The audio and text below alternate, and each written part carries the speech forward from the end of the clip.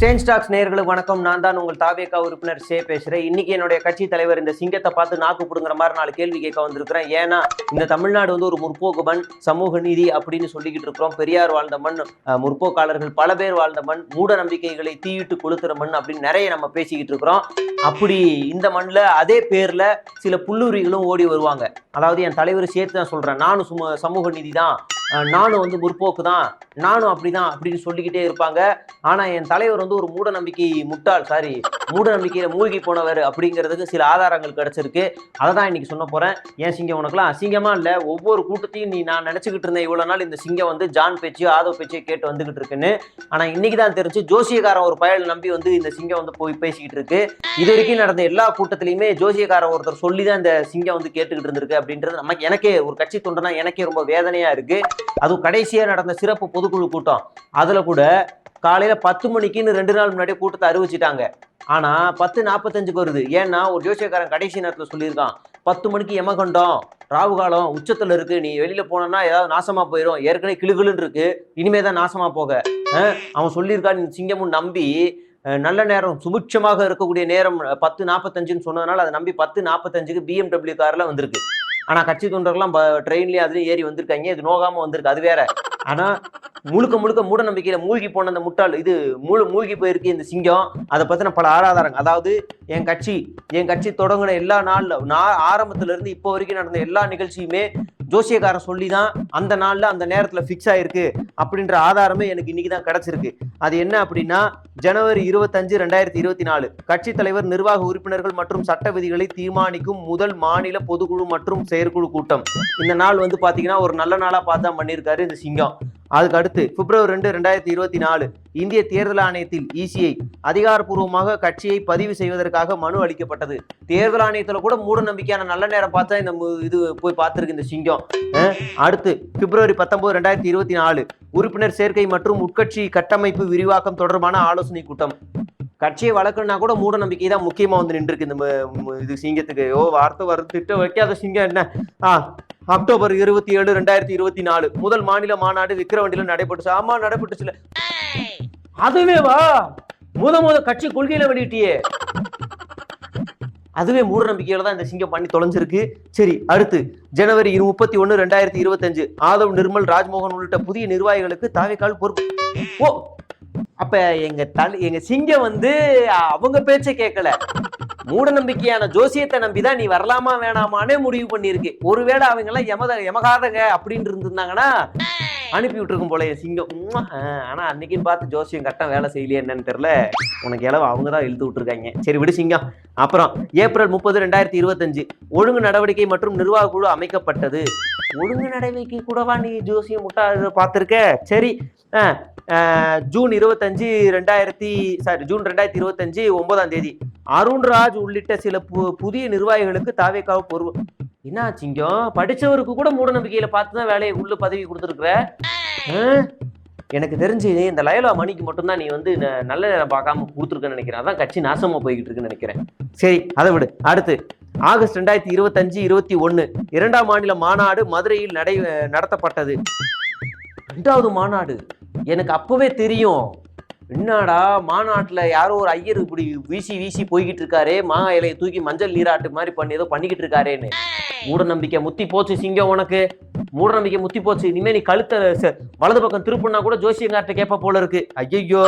கடைசியா செப்டம்பர் 25, 13 தாவேகா உங்க விஜய் நான் வரேன் பிரச்சார துவக்க விழா திருச்சியில் அது பாத்தீங்களா? ஏன் சிங்கம் ஏன் லேட்டா போச்சுன்னு தெரியுதா? அந்த இடத்துல பேசுற தேதியை கூட ஜோசியக்காரன் சொல்லி இருக்கிறான். அதனாலதான் என் சிங்கம் வந்து அன்னைக்கு வந்து லேட்டா போயிருக்கு. இதை விட இன்னொரு சுவாரஸ்யமான எக்ஸ்க்ளூசிவான ஒரு தகவல் நான் வந்து உங்களுக்காக கொண்டு வந்திருக்கேன். அது என்ன அப்படின்னா, நம்ம சிங்கத்து மேல CBI வழக்கு பதிவு செய்ய போகிறது அப்படின்ற ஒரு செய்தி நமக்கு ஒரு அரசல் புரசலாக வந்து கொண்டிருக்கிறது. காரணம் என்ன அப்படின்னா, சம்பவம் நடந்துருச்சு, வழக்கு CBI விசாரிச்சுக்கிட்டு இருக்கு.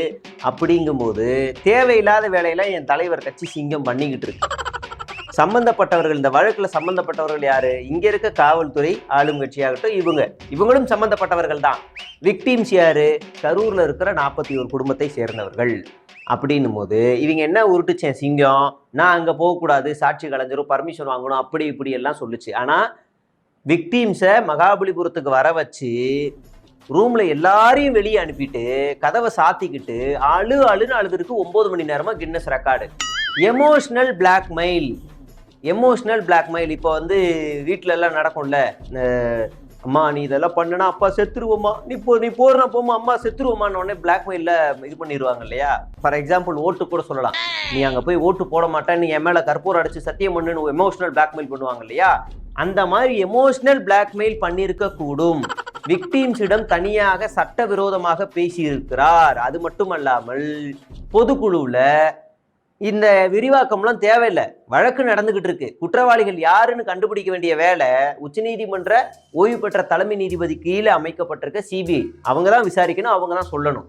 அதுக்கு முன்னாடியே இவங்க கூட்டத்தை சேர்ந்தவங்களும் சதி நடந்திருக்கு, அது அடிக்கிறாங்க உடிக்கிறாங்க, நாங்க அங்க இருந்தோம் இங்க இருந்தோம்னு எல்லாத்தையும் சொல்லி தேவையில்லாத பிரச்சனைகள்லாம் பண்ணிக்கிட்டு இருக்கு. எனக்கு தெரிஞ்ச சிங்கம் இந்த விஷயத்துல ஜோசியக்காரனை சொல்லி இருக்கணும், இன்னைக்கு வாயை மூடிட்டு இருப்பா, உனக்கு வாயில 7.5 சனி இருக்கு அப்படின்னு சொல்லி இருந்திருக்கணும்.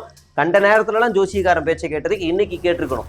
இன்னைக்குன்னு பார்த்து அந்த மோதவோ இல்லை ஜானோ பேச்சை கேட்டு வாயில சூடு போட்டுக்குச்சு. அந்த மாதிரி ஆயிருக்கு. நறுக்குன்னு கொட்ட போறாங்க. என்ன ஆயிருக்கு அப்படின்னா தேவையில்லாதெல்லாம் பண்ணியிருக்கு இல்லையா. இதெல்லாம் ஒரு பக்கம் இருந்தாலும் சிங்கம் நிறைவேற்றின சில தீர்மானங்களும் நமக்கு ஒரு காமெடியாகவும் இருக்கு. இப்போ இது வரைக்கும் வச்சுப்போம். இந்த சிபிஐ வழக்கு இவர் மேலே பதிவு பண்ணப்படுறது இன்னும் ஒரு 2-3 நாளில் நடந்துடும். கூட இருக்கிறவங்களாம் அந்த வழக்கு சிபிஐ போயிடுச்சு, நமக்கு சாதகமாக தான் வரும், நீங்கள் கவலைப்படாதீங்கன்னு மண்டையை கழுவிருக்கலாம். இங்கே தயவு செய்து அப்படிலாம் நம்பாதீங்க. தேர்தல் முடிஞ்சதுக்கு அப்புறமா ஒரு பையன் கூட இருக்க மாட்டான். அசிங்கமாயிருச்சுன்னா ஒரு பையன் கூட இருக்க மாட்டான். அதனால ஜாக்கிரதையாக இருந்துக்கோங்க. அப்புறம் இந்த பொதுக்குழு நடந்த சில டீகோடெலாம் நம்ம வீடியோவில் போட்டோம். இருந்தாலும் தீர்மானங்கள் நம்ம பார்க்கணுமா இல்லையா, அதுதானே. தாவேகா மீது குறை சொல்லி தாவேகா உறுப்பினர்களை கைது செய்யும் நடவடிக்கை கைவிடு அப்படின்ற மாதிரி ஏதோ ஒரு தீர்மானம், அதாவது கட்சி நிர்வாகிகளை கைது செய்யணும்னு. தாவேகாவில் யார் இப்போ வரைக்கும் கைது செய்யப்பட்டிருக்கா அப்படின்னா மாவட்ட செயலாளர் மதியழகனும் இன்னொருத்தரும். இந்த மதியழகனை ஏன் கைது செஞ்சாங்க அப்படின்னா புஷி தரப்பு என்ன பண்ணுச்சுன்னா உயர்நீதிமன்றத்தில் போயிட்டு இந்த நிகழ்வுக்கு ஒட்டுமொத்த ஏற்பாடும் நான் இல்லை, என்ற சிங்கம் இல்லை, இந்த மதியழகன் தான் இவர்தான் அப்படின்னு கோத்து விட்டது புஷி தரப்பு. அப்ப யாரு பொறுப்பாளரோ அவரை தான் கைது பண்ணுவாங்க. அப்ப தூக்கி போய் உள்ள வச்சுட்டாங்க.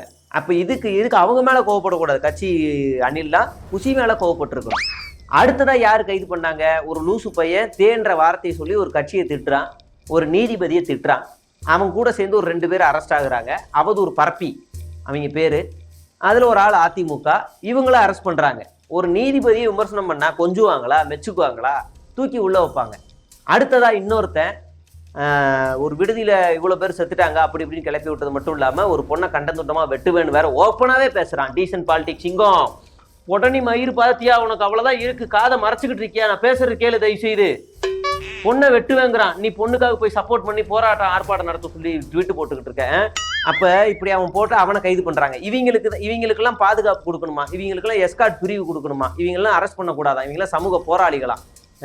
என்ன சிங்கம் உனக்கு பாதுகாப்பு, இதுக்கு வேற சிங்கத்துக்கு வேற பாதுகாப்பு கொடுக்கணும்னு ஒரு தீர்மானம் வேற. உனக்கெல்லாம் என்ன பாதுகாப்பு? வீட்டுல செக்யூரிட்டி இருக்கு, போலீஸ் பாதுகாப்பு இருக்கு, ஒய் பிரிவு இருக்கு, இது இல்லாம பவுன்சர் வேற விலைக்கு காசு கொடுத்து வச்சிருக்க, இது இல்லாம தொண்டர் படை வேற இருக்கு. யாருக்கிட்ட இருந்து உனக்கு பாதுகாப்பு வேணும்? இவ்வளவு பாதுகாப்பு இருந்து யானோ ஒருத்தர் 2 நாள் வீட்டுக்குள்ள பாஞ்சிருக்கான். என்ன டுபாகூர் பாதுகாப்பு நீயே வச்சிருக்கன்னு தெரியல. அது ஒண்ணு. 2வது எஸ்ஐஆருக்கு எதிராக ஒரு தீர்மானம். அந்த நடந்த பொதுக்குழுல எஸ்ஐஆர் பத்தி சிங்கம் ஒரு மூச்சு. அப்புறம் அந்த அருண்ராஜ், அப்புறம் அந்த இவர் ஆதவ், புஷி, ஆங்கரா கொஞ்ச நாளைக்கு பார்ட் டைமா வந்தாரு இவர் ராஜ்பவன், ஒருத்தரும் பேசல. வெளியில வந்து புயலமணி ஏன் உங்க தலைவர் புஷி இவரு பத்திரிகையாளர் சந்திக்கலன்னு எங்க சிங்கத்தை பார்த்து கேட்க, ஏன் சந்திக்கணும்னு ஒரு விசித்திரமான பதில் கொடுத்தான். ஏன் சந்திக்கணும்? சந்திச்சா சிங்கம் அசிங்கமாயிரும். ஏன் சந்திக்கணும்? சிரிச்சிரும் சிங்கத்துக்கு. ஏன் சந்திக்கணும்? உனக்காவது வண்டி ஓட்ட தெரியும், முட்டு கொடுக்க தெரியும். திடீர்னு இந்த கரூர் சம்பவத்தை பத்தி கேட்டா நீ டக்குன்னு வண்டி கிளப்பு அப்படியே சுத்துவ, கள்ளச்சாராய விவகாரம், வேங்காய விவகாரம் அப்படின்னு சுத்தி விடுறதுக்கு உனக்கு ஒரு டாக்டிக்ஸ் தெரியும். அந்த கூட தெரியாத என் சிங்கத்தை கோத்து விட பாக்குற நீ. அதனால இன்னைக்கு நடந்த 2 எக்ஸ்க்ளூசிவ் உங்களுக்கு சொல்லியிருக்கேன். கேலண்டர் ஜோசியக்காரரை பத்தி தான் இந்த கட்சி இயங்குது. இதை நான் இன்னைக்கு சொல்லல, நியூஸ் டிஎன்ல இருக்கும்போது இவங்க முத மாநாடு விக்கிரவண்டியில நடத்தினாங்க இல்லையா, அந்த தேதிக்கு முன்னாடி நாள் தேதியில ஒரு வீடியோ வெளியாயிருக்கும்.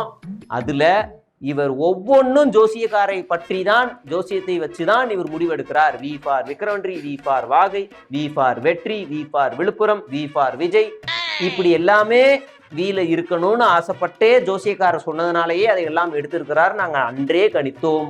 அதுதான் இன்றும் ஆதாரத்தோட நிரூபணமாயிருக்குது. மூட நம்பிக்கையில் மூழ்கி போன என் சிங்கத்தை மீட்டெடுக்க வரணும் எல்லாருமே அப்படின்றத கேட்டுக்கிட்டு நான் விடைபெறுகிறேன். நன்றி, வணக்கம்.